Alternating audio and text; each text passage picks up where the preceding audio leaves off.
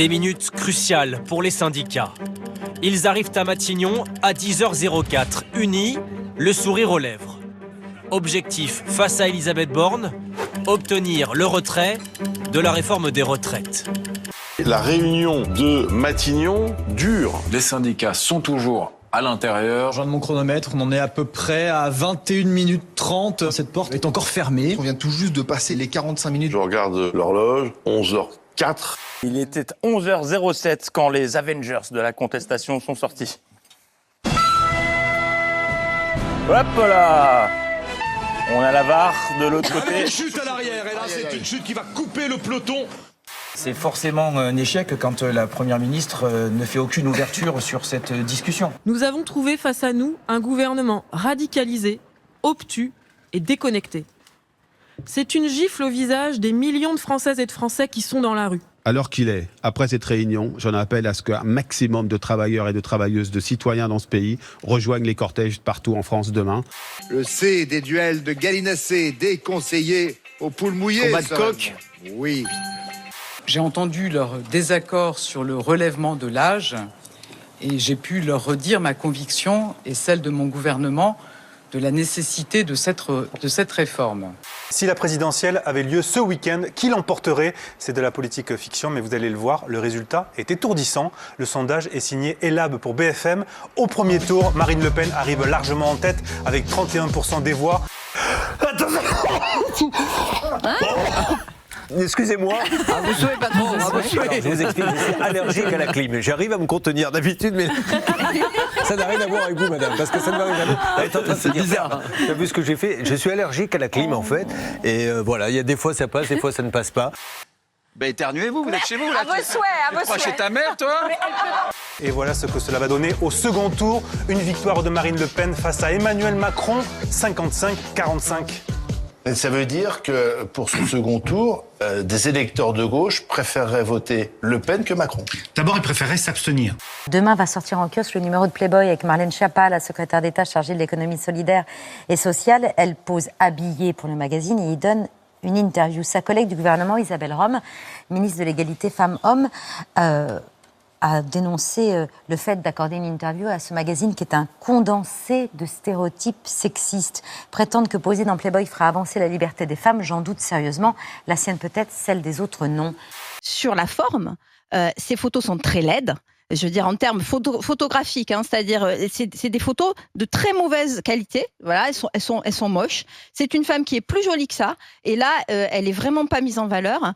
Et en plus, ses tenues sont incroyablement ridicule. C'est-à-dire qu'en plus, Moi, ce qui m'interroge beaucoup, c'est la modalité de communication du gouvernement dans le contexte particulier où nous nous trouvons.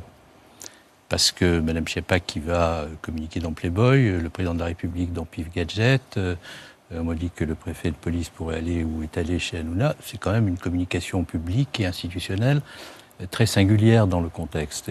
Moi, je suis française, c'est mon drapeau. J'ai pas forcément envie qu'elle en fasse une espèce de meringue pour le blanc, un sac poubelle pour le bleu, parce que c'est quand même un sac poubelle. Et pour le rouge, c'est, on dirait, tu sais, les trucs Toto tissu, regardez, promotion sur le tissu rouge. Donc, non, tout ça, c'est ridicule. Bah écoutez, c'est pas la peine de rajouter. Là, je pense que tout a été dit. Ok. Elle est rhabillée pour l'hiver. Il y a ce qu'il faut. Allez. Vous avez posé pour Playboy, vous aussi? Oui, tout à fait. Il n'y a pas si longtemps en plus. Je n'ai pas pesé du tout.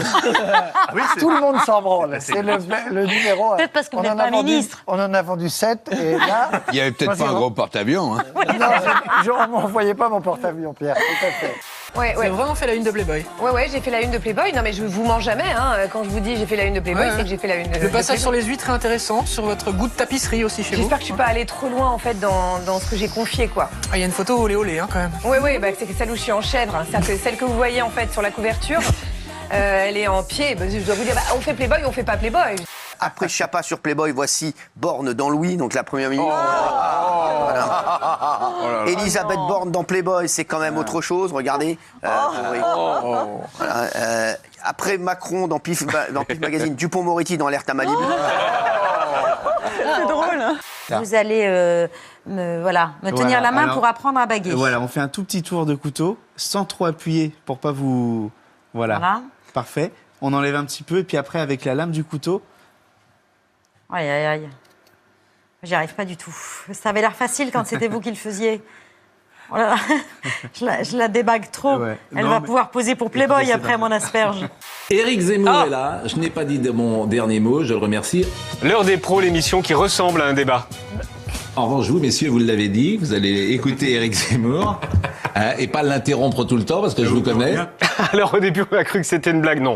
Entre le Figaro et l'Humanité, il y a des différences. Non, pas sur les reports. Je vais vous donner sur la guerre en Ukraine, par exemple. Je suis très frappé. Et sur le Il y a eu Covid un... Ah bah si. Sur le Covid, tout le monde a écrit la même chose. Sur le Covid, attendez, Laurent Geoffrin. Non, Laurent Geoffrin, si en plus vous coupez... Non mais Laurent, moi, franchement, j'arrête Laurent. Non mais Laurent Parce que Geoffrin, si vous faites votre numéro, moi, je suis pas exactement. d'accord. Non, là, c'est pas sympa. Parce qu'après, dans l'émission, vous dites « Excuse-moi, j'étais... » Non, ça, c'est pas sympa. Ses partisans attendent un geste, mais l'ancien président reste caché derrière les vitres teintées de sa voiture. Depuis sa luxueuse résidence de Mar-a-Lago, Donald Trump dénonce ensuite un complot politique. Même des personnes qui ne sont pas de grands fans ont dit que ce n'était pas la bonne chose à faire. C'est une insulte à notre pays. Quelques heures plus tôt à New York, Donald Trump se présentait à la barre d'un tribunal sans personne pour lui tenir la porte à l'entrée. Le président Trump rejoint aujourd'hui une liste de personnes parmi les plus illustres de l'histoire qui ont aussi été arrêtées. Nelson Mandela a été arrêté et a passé du temps en prison. Jésus a été arrêté. Entre le Figaro et l'Humanité, il y a des différences. Non, pas sur les reports. Je vais vous donner sur la guerre en Ukraine, par exemple. Je suis très frappé. Et sur le Il y a Covid eu un... Ah bah si. Sur le Covid, tout le monde a écrit la même chose. Sur le Covid, attendez, Laurent Geoffrin.